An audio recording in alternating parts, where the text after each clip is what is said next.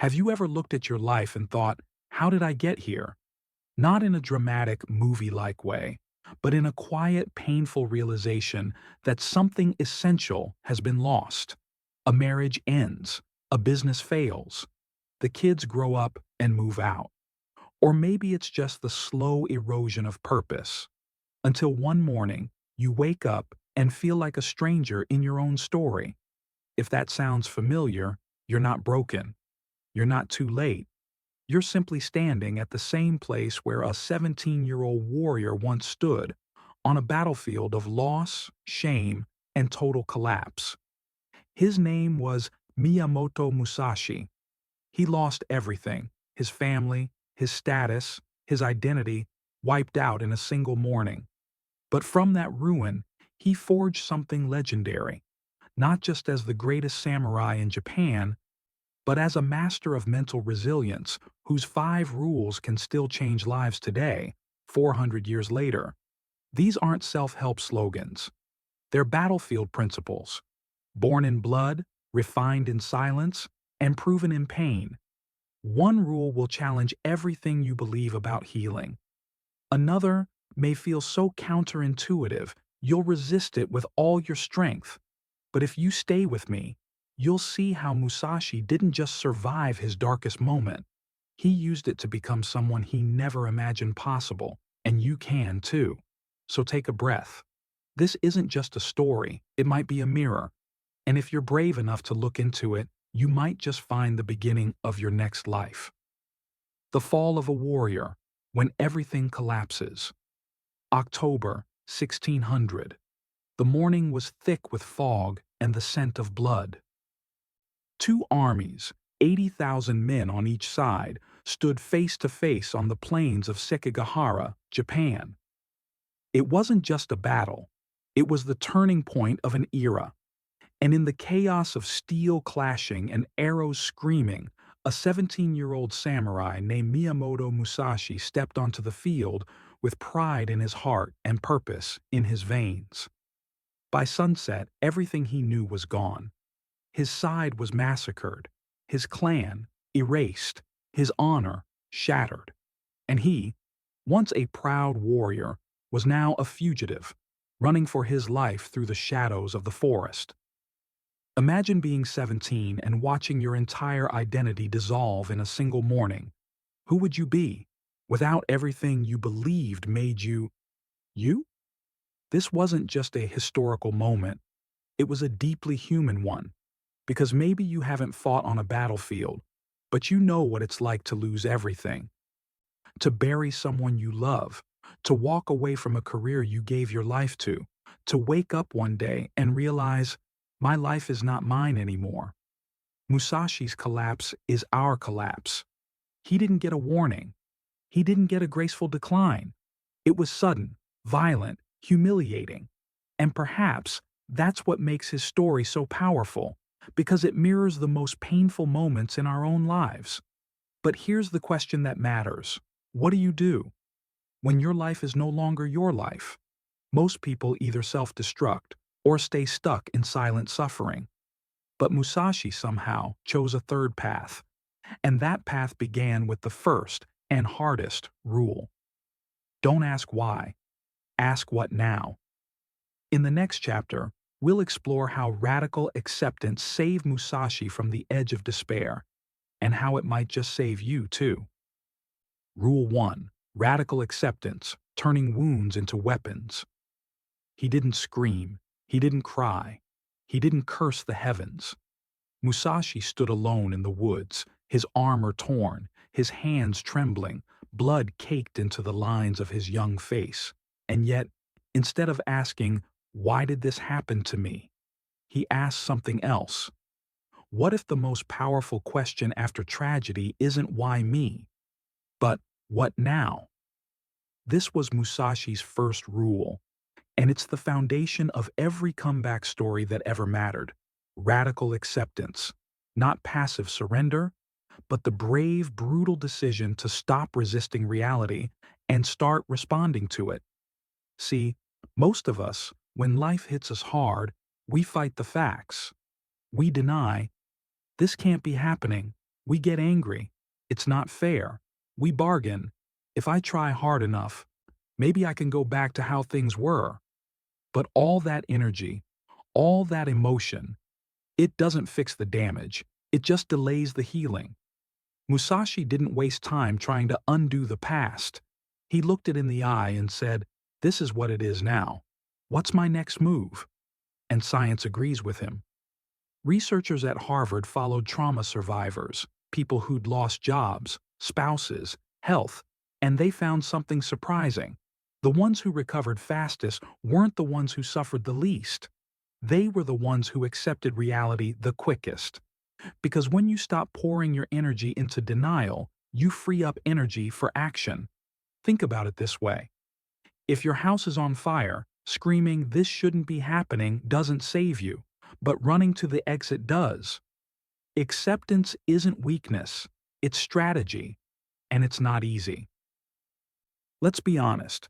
Many people live for years, even decades, stuck in grief, shame, or bitterness because they never made peace with what happened. They keep trying to go back to a version of life that no longer exists. But the truth is, you don't need the past to heal. You just need the present, just like Musashi. He didn't wait for justice. He didn't wait for an apology. He didn't wait for life to make sense again. He just started walking, one step, then another, toward a future he couldn't see yet, but believed could still be built. And that single decision, to accept the wreckage and move anyway, was the first stone in the foundation of his legend. So now I'll ask you, what pain are you still resisting? What truth are you refusing to face? Because it hurts too much to admit. Because until you say, "Okay, this is where I am," you'll never find the strength to move forward. And Musashi knew, once you accept reality, you'll face the next test, the temptation of easy escape. That's where we go next. Rule 2. Reject the numbing escape, choosing discipline over distraction. When your world falls apart, comfort becomes a trap. In the weeks after the battle, Musashi could have disappeared into a life of cheap sake and forgettable nights. No one would have blamed him.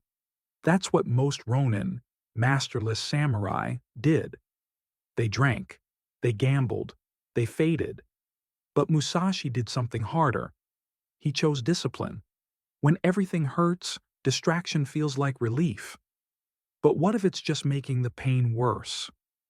Musashi slept on the ground. He ate only what he needed to survive. He trained with his sword for 8 hours a day. He meditated. He studied. He wrote. There were no rewards, no applause, just pain, structure, repetition. But with each day, he felt something return, not his past, but his power. Modern science has a word for this. It's called dopamine dysregulation. At Stanford University, researchers studied 2 groups of people dealing with trauma. One group treated their pain with indulgence, comfort food, TV binges, drinking, online shopping. The other chose daily routines, small disciplines, and personal standards, even when it was hard. After just a few weeks, the results were clear. The first group had more stress, more anxiety, and less motivation. The second group, stronger, calmer, and mentally clearer. Why? Because discipline tells your brain, "I'm not a victim anymore. I'm in motion." It's not about punishment. It's about proving to yourself that you still have power, even in the smallest choices. And here's the secret Musashi knew. The suffering you choose is different from the suffering that chooses you. One weakens, one strengthens. If you're going to be in pain, and let's be honest, life guarantees pain, would you rather that pain build you or break you? Every time Musashi said no to an easy escape, he was saying yes to the man he was becoming. And we can do the same. You don't have to overhaul your life overnight. Start with this. Wake up when you said you would. Walk even when you're tired. Do one thing today that your future self will thank you for, Because every small discipline is a quiet act of rebellion against despair. Now let me ask you, what's your numbing habit? The one thing that makes you feel better for a few minutes, but leaves you emptier afterward? Until you face that, you can't build anything real. And Musashi knew, once discipline became his shield, his emotions would try to become his next enemy. That's the rule we face next. Rule 3. Master your emotions. Before they master you, April 13th, 1612. Ganryu Island. A crowd gathers. The air is thick with anticipation. Standing on the beach is Sasaki Kojiro, known as the Demon of the Longsword, a warrior feared for his speed, elegance, and flawless technique. He waits and waits. 3 hours pass. Then from the horizon, a lone boat appears. In it stands Musashi, calm, silent, holding a wooden sword he carved from an oar on the way over. Kojiro explodes in rage.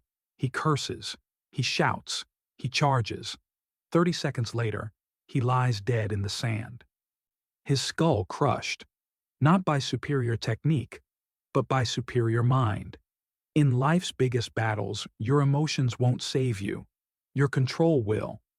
Kojiro fought with anger. Musashi fought with clarity.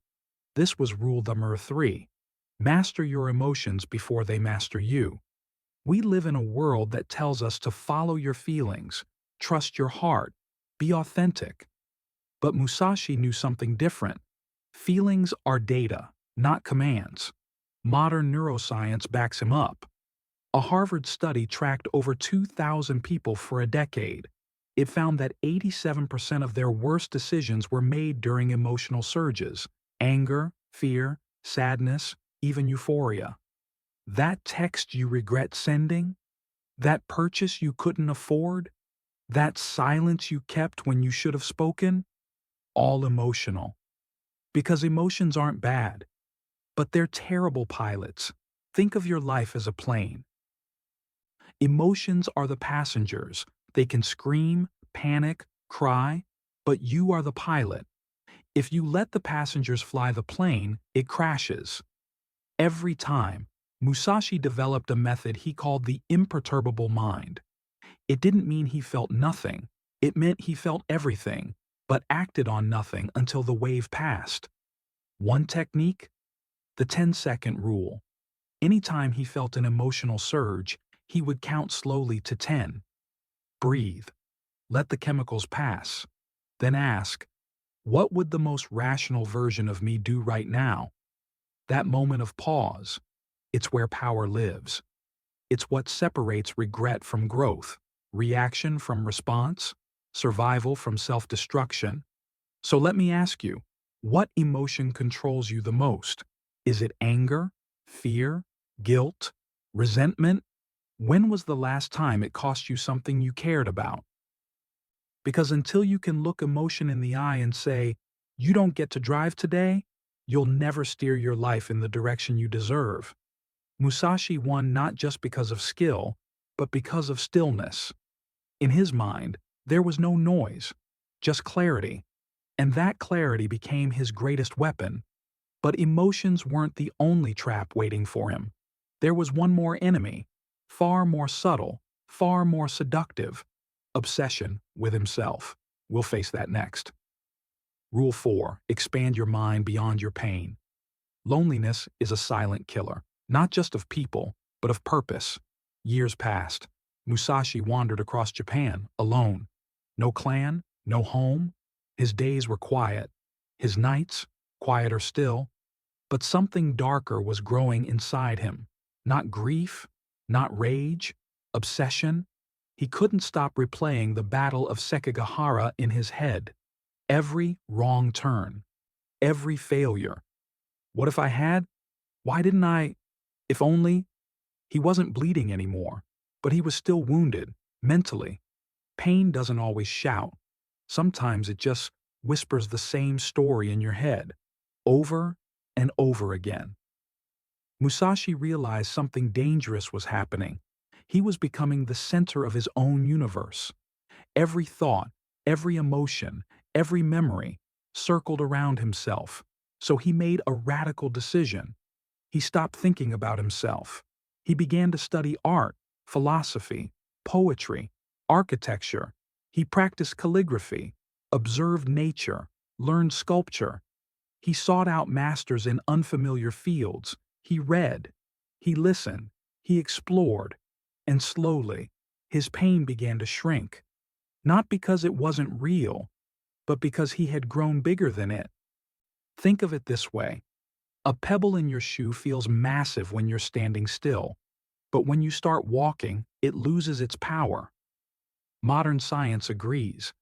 At the University of Michigan, researchers found that people who obsess over their own problems activate the same brain regions linked to chronic depression.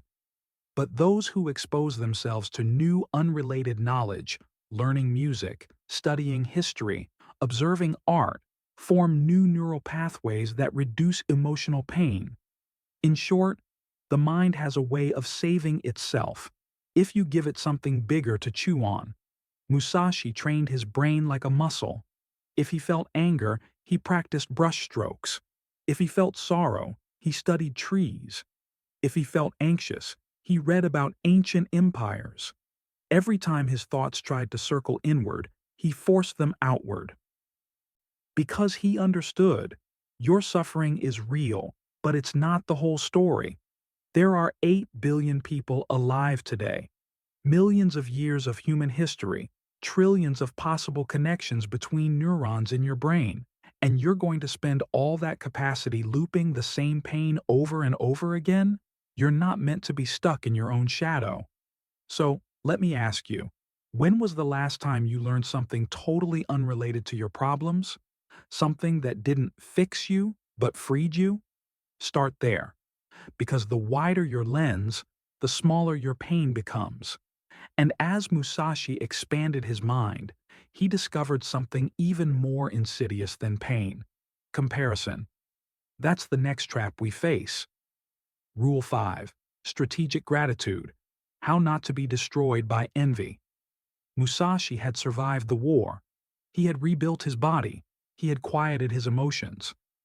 He had expanded his mind.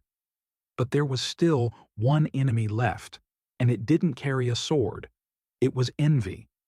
During his years as a ronin, Musashi would sometimes cross paths with other samurai, men who hadn't lost everything. They still had homes, status, families, students, and in the quiet corners of his heart, a whisper would rise. Why them? And not me? You can survive pain. You can survive loneliness. But the one thing that can quietly destroy everything you've rebuilt is comparison. Musashi began to notice something disturbing. No matter how much he learned, how strong he became, how many duels he won, it was never enough, as long as he kept measuring himself against others. This is the paradox of rebuilding. The more you grow, the more you notice what others have, and it can rot you from the inside. So Musashi created a countermeasure. Not optimism, not positive thinking, but what he called strategic gratitude. Not vague ideas like, I'm grateful for life. No. Specific, focused, actionable gratitude. Every night before bed, he would write down 3 precise things he was thankful for. Today, I improved my footwork by 1 degree. My rice lasted just enough to get me through. The stream was clearer than usual, beautiful. Why does this work? Because modern neuroscience now shows that specific gratitude rewires your brain. At the University of California, 300 trauma survivors were split into 2 groups. One group wrote daily about what they'd lost. The other group wrote about what they still had. After 30 days, the difference was profound. Group 1 showed higher activity in the amygdala, the fear center. Group 2 showed increased activity in the prefrontal cortex, the logic center. They also had higher levels of dopamine and serotonin, the happiness chemicals. Gratitude didn't just make them feel better, it made them function better. Because when you focus on what you have, you activate a mindset of abundance. And when you believe you have enough, You stop fighting shadows. Musashi even applied this in battle. He didn't step into duels afraid of what he might lose. He entered each one grateful for the opportunity to test himself, to grow, to exist. That mental state, calm, steady, confident, was lethal. Because the warriors who feared loss fought with hesitation, but Musashi fought with presence. Let me ask you something. Do you spend more time focused on what you lack or what you've already survived? Do you count your failures or your scars that healed? Because that choice shapes your mind, and your mind shapes everything else. Gratitude is not weakness, it's a weapon. And if you learn to wield it, nothing can take away what you've already claimed inside. But Musashi's greatest discovery was still ahead. Because after all the rebuilding, he realized something shocking. He never wanted to go back to who he was. And maybe, neither do you. That's the final rule. The hidden rule: never go back to who you were. We all think we want our old life back. The job we lost, the relationship that ended, the health, the youth, the sense of control. But Musashi, after all the battles, all the rebuilding, all the pain, came to a different conclusion. I do not wish to return to the boy I once was. He died on the battlefield. And thank God he did. What if the goal isn't to recover who you were, but to discover who you could become? Most people rebuild with one goal in mind. I just want things to go back to normal. But let's be honest. That normal life, the one before the collapse, was it really everything you wanted? Or was it just comfortable, predictable, maybe even a gilded cage? Musashi realized something that few ever do. The destruction of his former life was a gift. Because if that life hadn't ended, he would have stayed just another samurai in a long-forgotten line. Respected, yes, but never transformed. It was only through complete collapse that he was forced to rebuild not just his habits, but his identity. He became something new. Not just a swordsman, not just a survivor, but a philosopher warrior, a master of body and mind. A man who wrote the Book of Five Rings, studied 400 years later by generals, CEOs, and martial artists around the world. And that transformation? It was only possible because he stopped trying to go back. He asked a better question. Given everything I've lived through, what new version of myself can now be born? This is the hidden sixth rule, the final pivot that turns survival into transcendence. Don't restore the old life. Build the one you were meant for. And this is where you come in. Maybe your old life was safe. Maybe it was successful. But maybe, just maybe, it was also holding you back. Maybe your breakdown is not a curse, but a call to become someone you never would have dared to imagine. So let me ask you, what version of you is waiting to be born? What wisdom has your pain given you that the old you never had? What would happen if you stopped trying to fix your life and started rebuilding it from scratch? Musashi didn't resurrect his past. He buried it with honor and then used its ashes to forge something legendary. So can you. Because everything you've lost is just the space being cleared for everything you were meant to become. And now, with all five rules revealed and one hidden rule unlocked, there's only one question left. Will you take the first step? That's where we go next. Musashi's map. Are you brave enough to begin? Now you know the map. Not a theory, not a philosophy, but a set of tools, forged in fire, tested in silence, passed down through centuries. Musashi's five rules weren't meant to be admired. They were meant to be lived. Let's remember them. Accept reality. Stop fighting the facts. Ask, what now? Reject the numbing escape. Choose discipline over distraction. Master your emotions. Feel everything, but act on reason. Expand your mind. Grow beyond your pain. Practice strategic gratitude. Focus on what you've built, not what you've lost. Hidden rule. Never go back. Don't rebuild the old life. Create the new one. These aren't just rules, they're rescue lines for anyone willing to grab them. So here's the question. Are you? Are you ready to stop waiting for the life you had and start building the life that still wants to be born?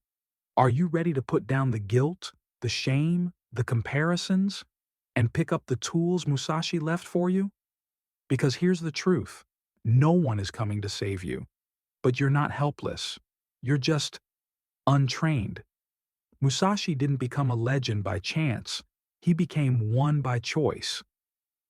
By waking up every day and doing the hard thing, the right thing, without applause. And now it's your turn. So here's my final challenge. Tonight, before bed, write down 3 specific things you're grateful for, no matter how small. Tomorrow morning, pick one distraction you'll say no to, and say yes to your discipline instead. When emotion rises, count to 10, and act from clarity, not chaos.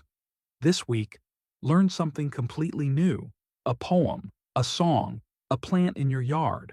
And finally, ask yourself, not, how do I get my old life back? But, who do I have the chance to become now? Because growth doesn't start with perfection. It starts with a single step. And if a broken 17-year-old samurai could rise from the ashes of defeat, so can you. So now I'll ask you, and I want you to answer honestly, of all Musashi's rules, which one struck you the deepest? Which one will you start living today? Because knowledge without action is entertainment. But you didn't come this far just to be entertained. You came to be transformed. The question is, will you choose it?